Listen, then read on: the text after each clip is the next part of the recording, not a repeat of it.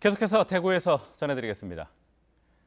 중국 우한에서 발병한 신종 코로나 바이러스 일명 우한 폐렴이 무섭게 확산하고 있습니다. 중국에서는 물론 미국에서도 환자가 속출하고 있고 국내에서도 확진 환자가 나왔습니다. 이런 가운데 대구에서도 우한을 다녀온 사람이 병원에서 치료를 받은 것으로 드러나 대구시가 비상체제에 돌입했습니다. 손은민 기자가 취재했습니다. 37.5도를 넘었는지 열화상 카메라로 탑승객들의 체온을 하나하나 확인합니다. 감염병 위험 지역을 경유한 입국자를 상대로 건강 상태 질문서도 받습니다. 지난 19일 국내에서도 신종 코로나 바이러스 감염증 확진자가 나오면서 대구국제공항에는 긴급 검역 대응단이 꾸려졌습니다. 하루 평균 중국 노선 이용객은 400여 명. 대구공항에는 중국 우한으로 가는 직항 노선은 없지만 폐렴이 번진 상하이를 비롯해 태국 등 동남아 노선 비중이 높아 감염병 전파 가능성을 배제할 수는 없습니다. 어제 경북대 병원에서는 최근 14일 내 우한을 다녀온 적이 있는 20대 중국인 환자가 선별 진료소를 통해 치료를 받기도 했습니다. 대구시는 감염병 확산을 막기 위해 의심 환자 감시와 접촉자 관리에 나섰습니다. 환자 발생에 대비해서 24시간 비상대응 체계를 유지를 하고 있고 또한 선별 진료소와 국가지정 음악치료병상 준비를 완료하였습니다.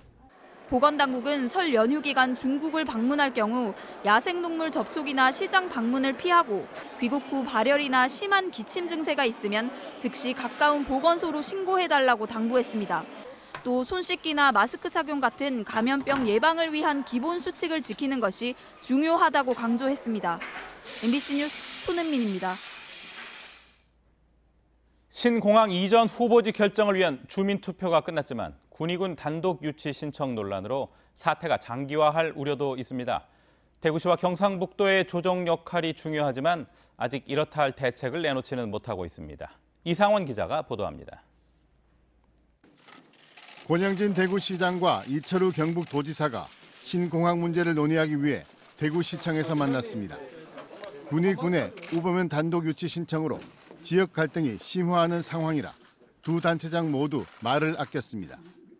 오늘은 말하는 시간이 아니라 기다리는 시간입니다. 그래서 오늘은 말을 아끼고 우리가 협의해서 시장님과 충분히 상의를 해서 우리 지역에 도움되는 방향으로 잘 유도가 되도록 그렇게 해보겠습니다. 두 단체장은 시도민에게 드리는 글을 통해 최종 의전지 선정 이후 절차를 차질 없이 추진할 것, 탈락한 지역에 대한 지원을 통해 군의 의성의 상생 발전을 이루겠다는 입장을 전했습니다. 우리가 큰 산은 하나 넘었고 또 앞으로도 여러 가지 산들이 있겠지만은 또 그 산을 또 우리가 손잡고 또 우리 시도민들의 지혜와 힘을 모아서 잘 넘어가도록 그렇게 하도록 하겠습니다. 하지만 가장 중요한 현안인 군의 단독 유치 신청으로 인한 지역 갈등 해소 대책은 제시하지 못하고 원론적인 수준에 머무른 입장문이었다는 지적이 제기되고 있습니다. 당초 공동 기자회견을 하려던 계획을 취소한 것도 이런 부담 때문으로 해석됩니다. 군의군과 의성군 간의 갈등의 골이 깊어지고 있지만 대구시와 경상북도는 아직 이렇다 할 해법을 내놓지 못하고 있습니다. 빠른 시일 안에 갈등의 골을 봉합하지 못한다면 대구 경북 통합 신공항 사업 자체가 뿌리부터 흔들릴 우려가 커지고 있습니다. MBC 뉴스 이상원입니다.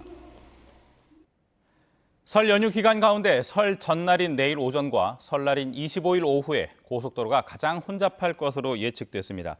한국도로공사 대구 경북본부는 귀성길은 내일 오전이 가장 붐비고 교통량이 가장 많은 날은 귀경이 시작되는 설 당일로 지난해와 비슷한 58만 대가 고속도로를 이용할 것으로 내다봤습니다. 또 설 연휴에는 지난해보다 8.1% 늘어난 하루 평균 42만 대가 지역 고속도로를 이용할 것으로 내다봤습니다. 24일 금요일 새벽 0시부터 26일 일요일 밤 12시까지 고속도로를 무료로 이용할 수 있습니다. 본격적인 이동이 시작되는 연휴 전날에 교통사고와 이로 인한 사상자가 가장 많이 발생한 것으로 나타났습니다. 경찰청이 최근 3년간 교통사고를 분석한 결과 설 연휴 전날 발생하는 교통사고는 755건으로 연휴 하루 평균보다 1.6배, 사상자는 1.3배 많은 1,096명에 달하는 것으로 확인됐습니다.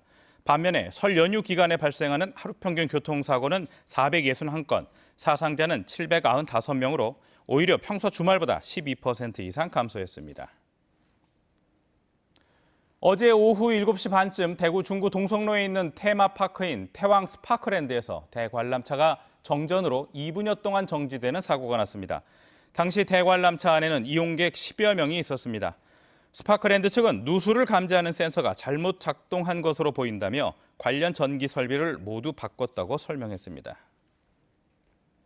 앞서 관련 소식 전해드린 대로 대구FC 소속 선수들이 맹활약 속에 23세 이하 남자 축구대표팀이 도쿄올림픽 진출에 성공했습니다.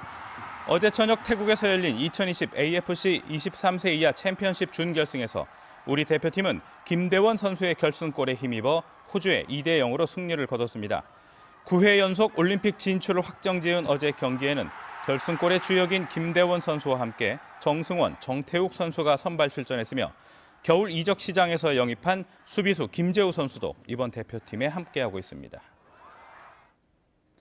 경북선거관리위원회는 입당 원서를 작성한 환자들에게 진료비를 면제해준 혐의로 자유한국당 소속 예비후보 A씨를 검찰에 고발했습니다. A씨는 지난해 7월부터 자신이 운영하는 병원에 온 환자들에게 입당 원서를 작성하면 진료비를 받지 않은 혐의를 받고 있습니다. 이상으로 MBC 5시 뉴스를 마칩니다. 고맙습니다.